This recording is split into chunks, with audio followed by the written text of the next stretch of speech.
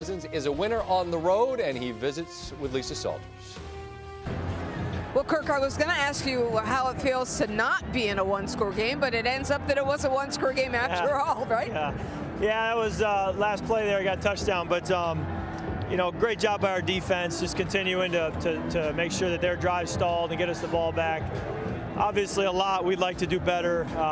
Myself on third down, but we got a win on the road in the division, and we'll take it.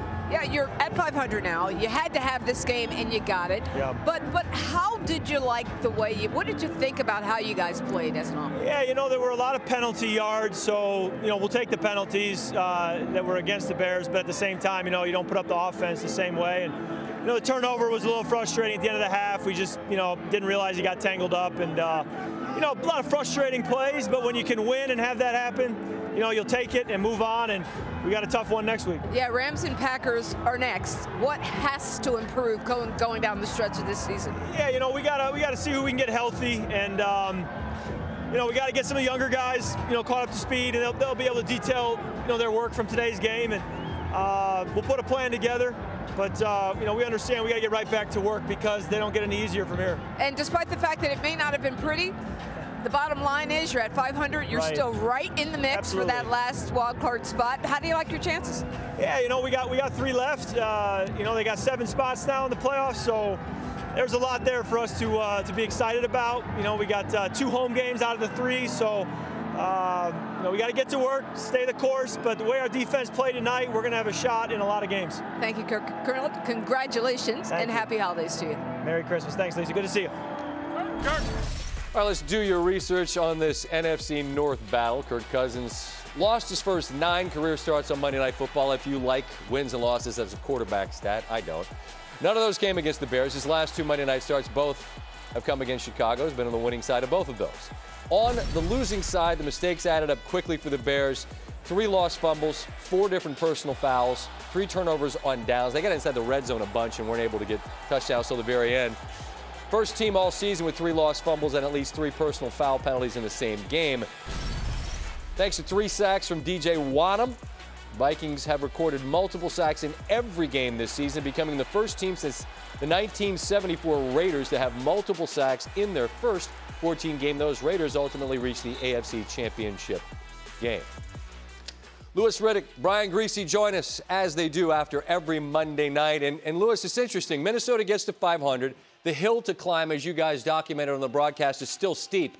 But I'm listening to Kirk talk to Lisa, and he's saying, well, yeah, you know, we got some penalty yards. It's kind of frustrating. The young guys need to get caught up to speed. I mean, look, it's the most bottom line league there is in sports. But were you impressed by Minnesota in this game? I guess it depends what phase of the game you're looking at. Offensively, obviously, Kirk wasn't impressed, was he? I mean, when you have less than 200 yards of total offense, you have one of the worst performances statistically of your career. You're not able to really get on track throwing the football like he has been really throwing it with consistency all year long.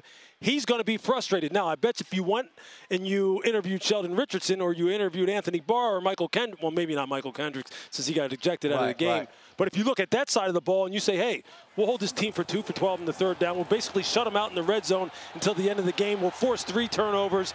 I think that unit would say, yeah, that we're impressed with ourselves. We're impressed with how we're starting to ascend. There's still some things they need to work on. Obviously, the secondary, the corners. You saw when Chicago started pushing the ball, you could see where the cracks are in this team's foundation. But ultimately, they won, Scott. No doubt. Ultimately, they won. Now they can go back and get to work on some of the things they need to correct because, as we said, it gets much tougher going forward.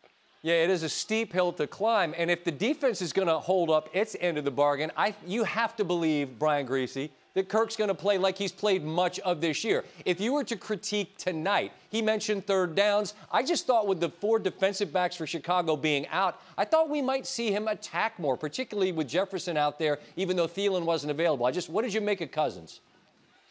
I did too. I thought they would attack downfield, but what ended up happening, Scott, is the weakness of this offense for Minnesota was exposed, and it's the interior of the offensive line, in particular Mason Cole and Garrett Bradbury.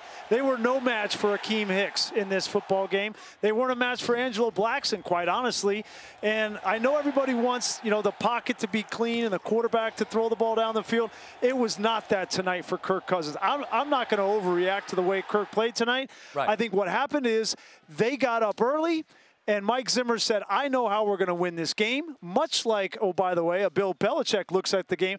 I don't care about your quarterback stats. I don't care how many times we throw the ball, as long as we execute on our recipe to win.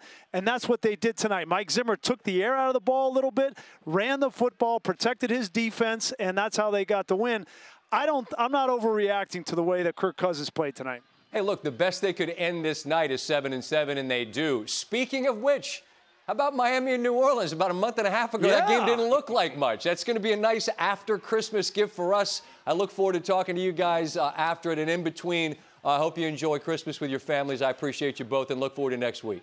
Steve Levy said he's going to do the worm down there in New Orleans like Christian Wilkins. Yeah, just keep him off Bourbon Street. That guy's suits cost way too much money. Right down Bourbon. I'll have my phone out. I'll film it. Trust me. There you go. Social media. Send it out to the world. Fellas, be good. Merry Christmas. All right. Vikings officially enter the NFC playoff picture as the 7th seed for the moment, but they have the second most difficult remaining schedule in the NFC. A huge reason why the playoff percentage, according to FPI, is just 31%. New Orleans currently the 8th, but they don't have a game left on their schedule against a team with a winning record. All right, on the way.